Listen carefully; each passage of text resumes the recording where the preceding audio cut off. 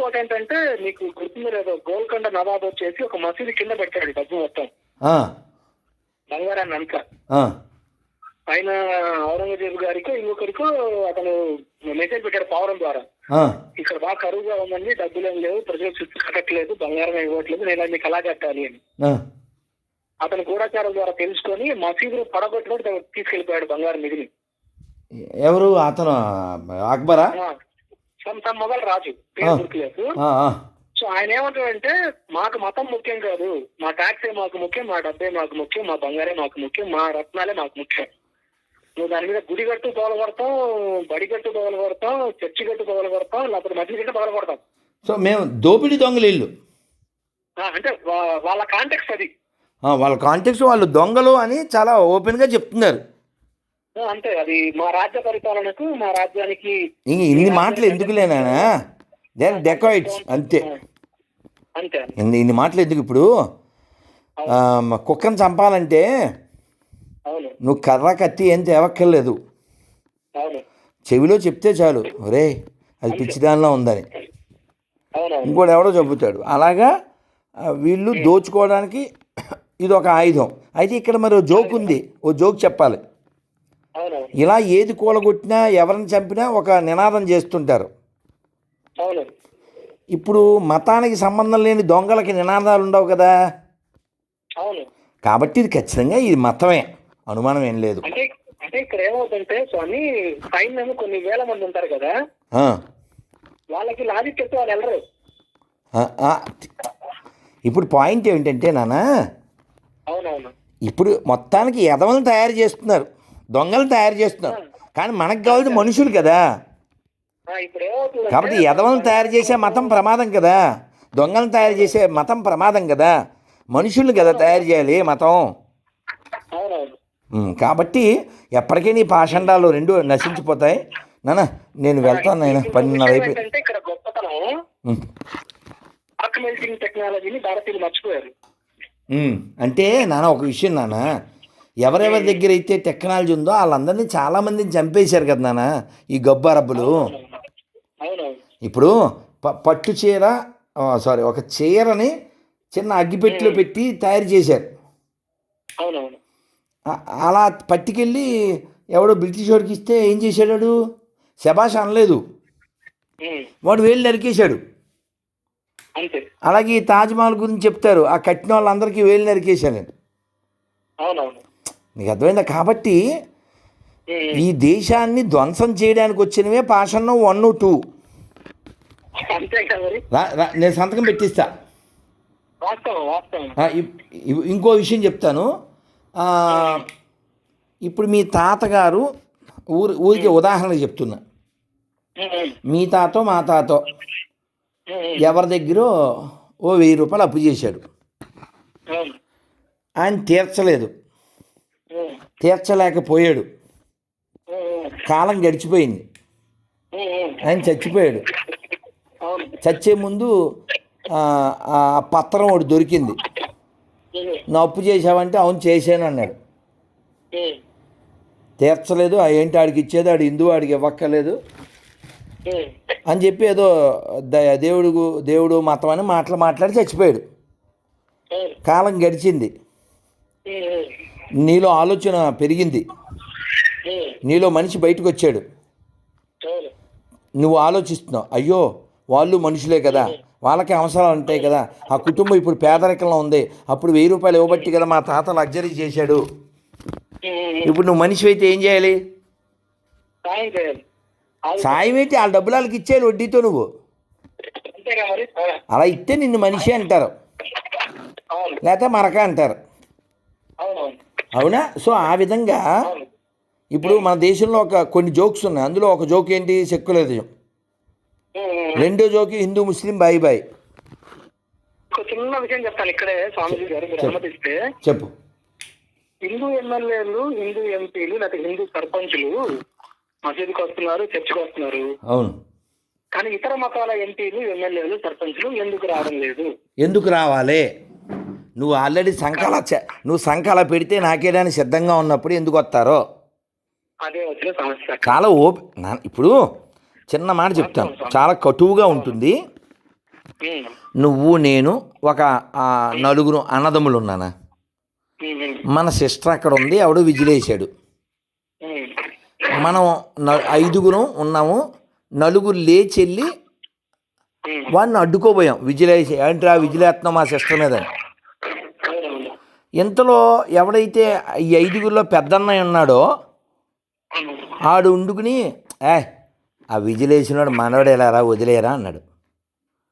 ఈ నలుగురు ఎవరిని కొడితే బాగుంటుందంటావు?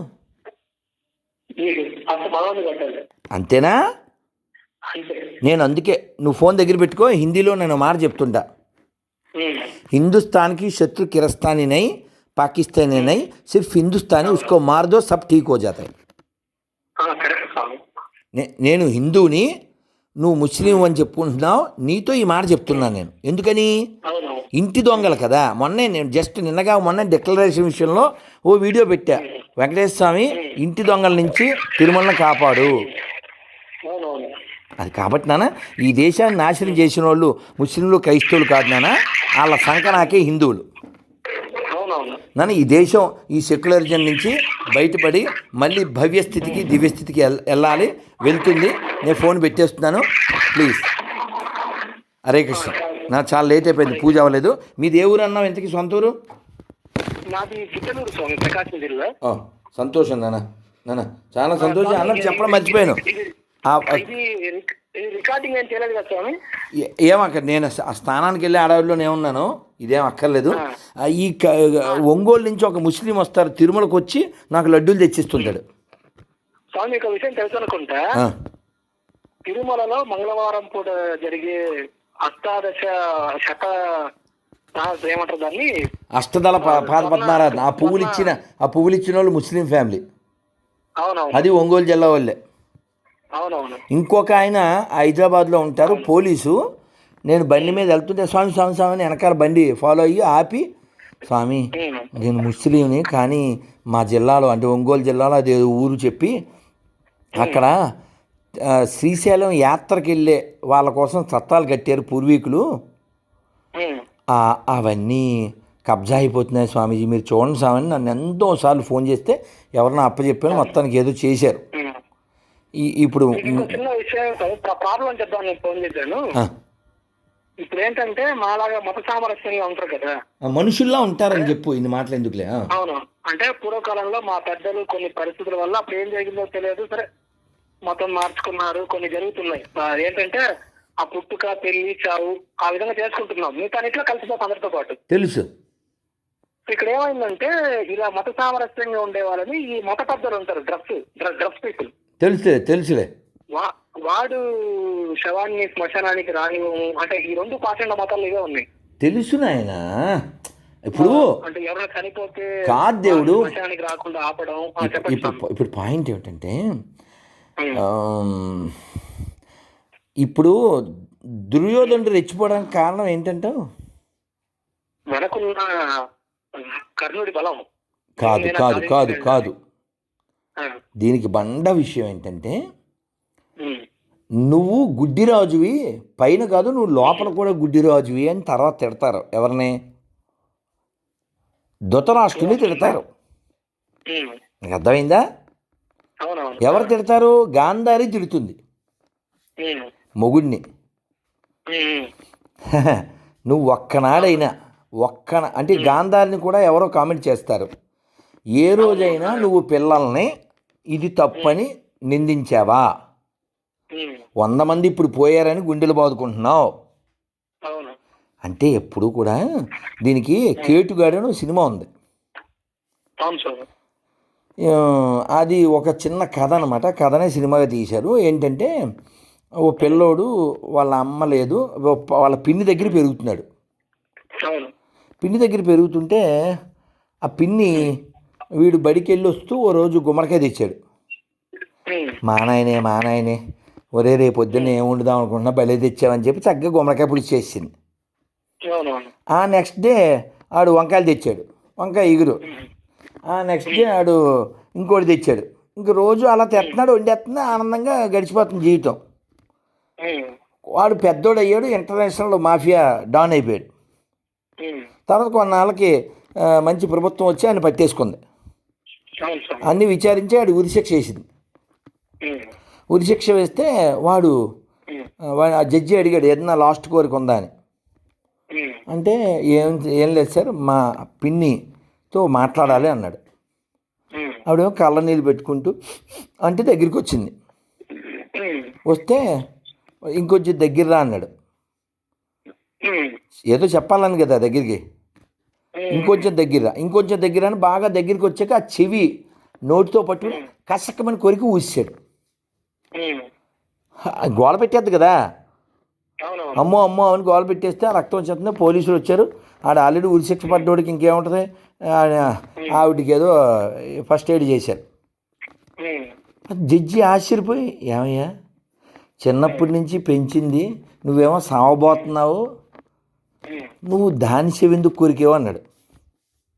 ఏమండి నేను బడికి వెళ్ళి వస్తావు, రోజు గుమ్మడికాయ తెచ్చాను, ఇది ఒక్కసారి నన్ను నాయన ఇది ఎక్కడదే అని అడుగుంటే అక్కడ దొంగతనం చేశానని చెప్పుండేవాడిని, నన్ను 4 పీకి ఇది తప్పు నాయన అని చెప్పుంటే నా జీవితం ఎక్కడికో ఉండేది కదా, ఇంత ఇంటర్నేషనల్ డాన్ అయ్యేవాడిని కాదు కదా, ఓ మనిషిలా బతికేవాడిని కదా, అర్ధాంతంగా సచ్చేవాడిని కాదు కదా, నేను సావడానికి కారణం అదే కదా సార్, అందుకని కోరికాను.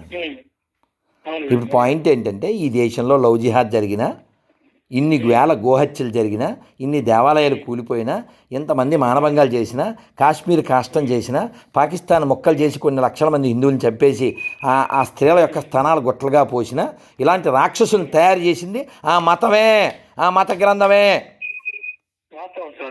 కాబట్టి ఒక మనిషి చెప్పకూడదు, ఆ పుస్తకమే పాపిష్టి పుస్తకం.